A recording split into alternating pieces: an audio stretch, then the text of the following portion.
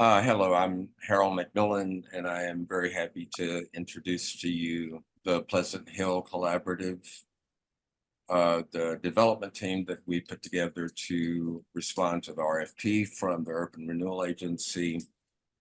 Our team is a great team that has addressed all of the issues of the RFP, but in addition to that, addressed all of the major tenets of the research and community outreach that some of us in the community have done for years prior to this process even started.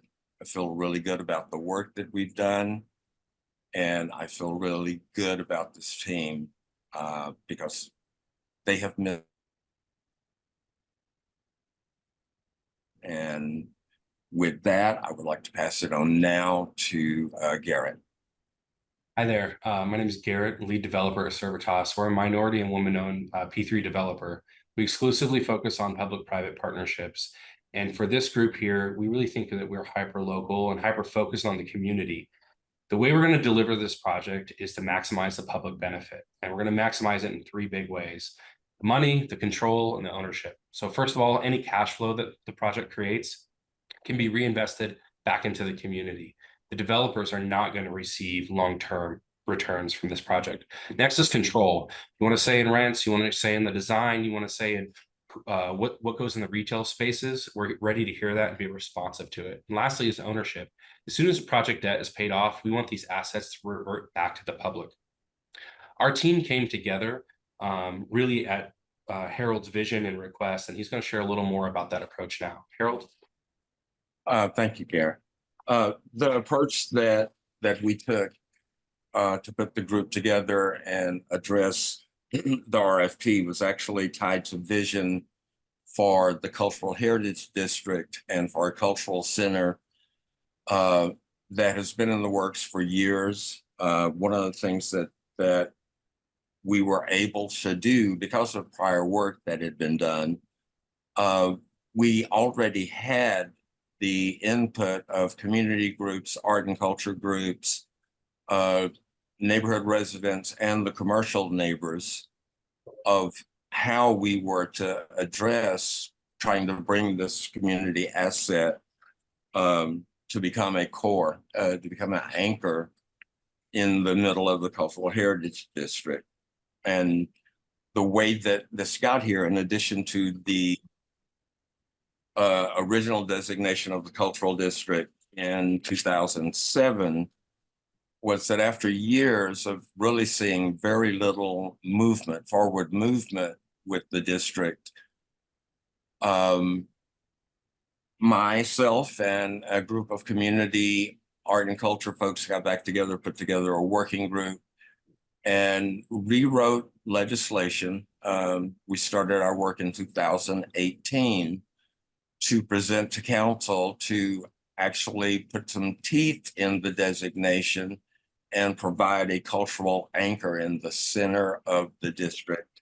And that's how we've gotten here. It was actually the resolution that we wrote and got passed at council that ended up providing the language and the parameters for the RFP that we're addressing now. And from our point of view, we were ahead of the game with that because we were already thinking about this direction before the RFP was actually issued. I'll pass it on from there. Okay, thank you, Harold. So this is just a snapshot of our team, and this really did come together at Harold's direction and vision, because we're using him as a bit of a cultural guidepost for the vision and executing on this project. We think this is the best and the brightest for each of the development disciplines, and everyone on this team is focused on making this happen. And a little bit more about Servitas experience. So we're, like I said at the outset, a P3 developer who delivered 46 public-private partnerships. And the key takeaway there that I want you to remember is that for every single project we've been selected, we've successfully achieved financial close. And that's with a range of complexities and different types of challenges, being it rents or other types of public benefits that we're really trying to deliver for the project. And now with us is Rachel to talk a little bit more about GNDC's experience and the program on Block 16. Rachel?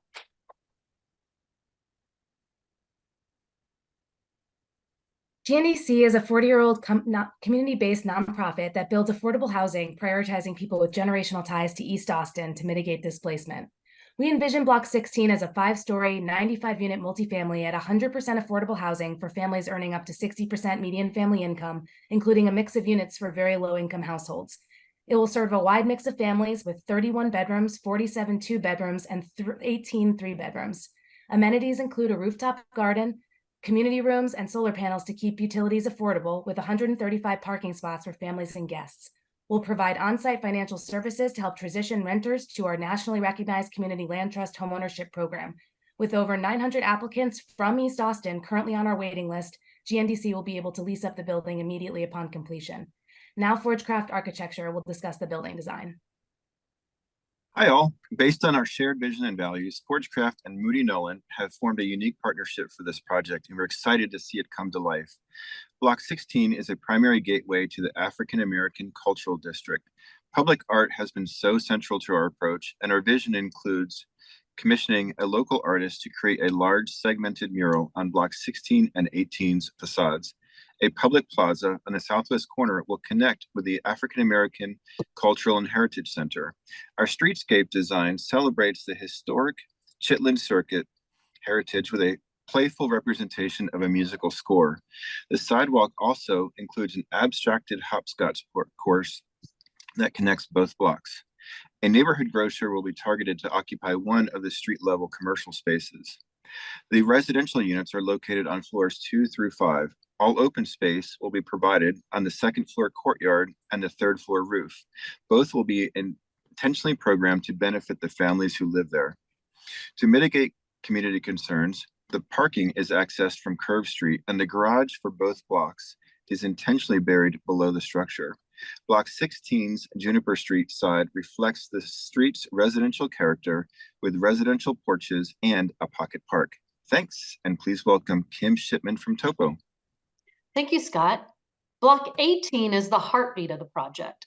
This hub for arts, culture, and entertainment includes 27,000 square feet of cultural space and will have a lasting impact on the historical cultural district. Drawing from a decade of experience working with Austin's artists and creatives at our signature projects, Springdale General and Canopy, Topo understands the functional needs of maker and creative spaces, along with the practical needs of nonprofits and small businesses. We are incredibly fortunate to have Harold McMillan as our cultural advisor to bring the vision to life. The entry moment will be a gathering place for the district and home for great cultural events. It leads to the main stage, performance hall, and jazz lounge, totaling over 8,000 square feet of music space. Our background in hospitality, coupled with Harold's deep relationships with neighboring businesses, sets us up to land signature food and beverage operators in 6,500 square feet, complementing the iconic Victory Grill. Upstairs is where the work happens, with over 18,000 square feet of cultural space for exhibits, artist space, offices for nonprofits, as well as rehearsal space. Finally, along with the 14 live-work townhomes, Block 18 will also feature up to 100 student housing beds. Initial conversation with Houston Tillotson are positive, and we anticipate active engagement and collaboration with the university upon selection. Much of the credit for placemaking on Block 18 goes to our architectural and interior designers at Moody Nolan. I'll turn it over to Ochuko to walk us through the design. Thank you, Kim.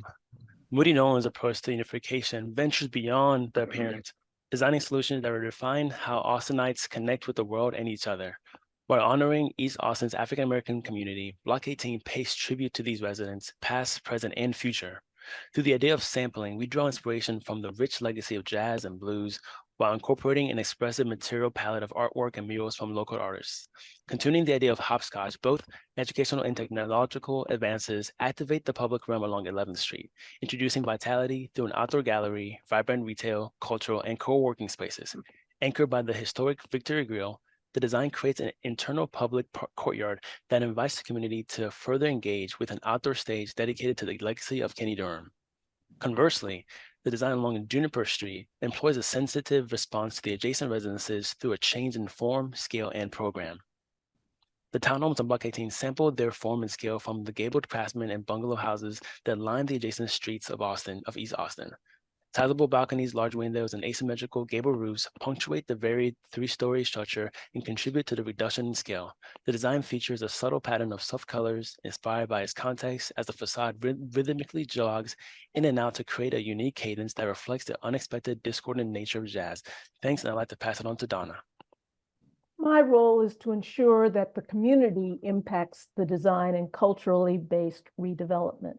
We use data engagement that harnesses sights, sounds, history, and culture of an African-American community that has long been displaced.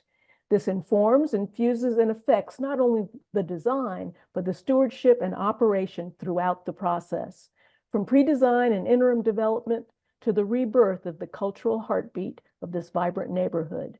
AJ Bingham will tell us a bit about how it's done. Hello, my name is AJ Bingham. I'm the founder and CEO of Bingham Group. Our firm works at the intersections of business, community, and policy, and we're excited to be part of this project and team. Austin has been my home for 32 of my 40 years, and I'm very familiar with the historic dynamics related to East Austin and development. Specific to this project, my team had the honor to coordinate and participate in the community engagement in its pre-development phase, and we look forward to continuing that work if selected. And next, I'm going to turn over to Raisin. Thanks, AJ. Hi, I'm Raisin, founder of Raisin in the Sun. And our role in this project is to engage community, stakeholders, cultural organizations, and creatives to ensure that the art curated on the walls of these buildings reflects stories of African-American community past, present, and future in a very powerful and profound, iconic way, primarily by local artists of color. With that, I'll turn it over to Garrett to talk a little bit about project execution. Thank you so much. So on the project execution side, the two big call outs I want to focus on is, number one, we want to get this built, right? So we've got to get through the permitting process. We have the right consultants on the board with OSPOS to make that happen. As a reminder, we don't think that the concept as currently conceived requires any variances. We do think that we can build this as a by right design. And secondly, we want to make sure that we get it built quickly, so we don't have a bunch of construction nuisance and dust and other types of traffic during construction for a long protracted time period. And to explain a little bit more about the construction process, I'm invited Allison at Swinnerton to speak to that. Allison? Swinnerton Builders is on the team to bring this beautiful vision to life. The construction of Block 16 will be approximately 19 months and 18 approximately 15 months. We pride ourselves on being professional builders who produce quality buildings safely and on time. We understand that the last thing neighbors want is construction lingering longer than necessary. Our on-time delivery means that these buildings can be occupied and a living part of this community as soon as possible. And now to close out this presentation, I'll hand it back to Harold. Thank you. I would just like to say thank you for the evaluation committee taking the time to listen to us present. I know a lot of times nuance is lost in a lot of technicalities, but this team, the people that we've been working with for the past 18 months, we're very proud of what we've done here, because what we've done here addresses what I know as a resident and a cultural worker in this community. What we've done here addresses a very, very serious need in this community. And we have put together a proposal that takes care, that addresses art and culture, commerce, and the community, residential and business. And this is a competition. I don't think any other group that you're going to review already made their contacts with art and culture organizations, already have letters of intent ready to go for people that are ready to move in to this building. No other housing provider that already has 1,000 people on a waiting list that could take an apartment, an affordable apartment, 100% affordable apartments in this housing development that's ready to go tomorrow. So we feel like we have addressed the tenets of the RFP. We thank you for taking the time to listen.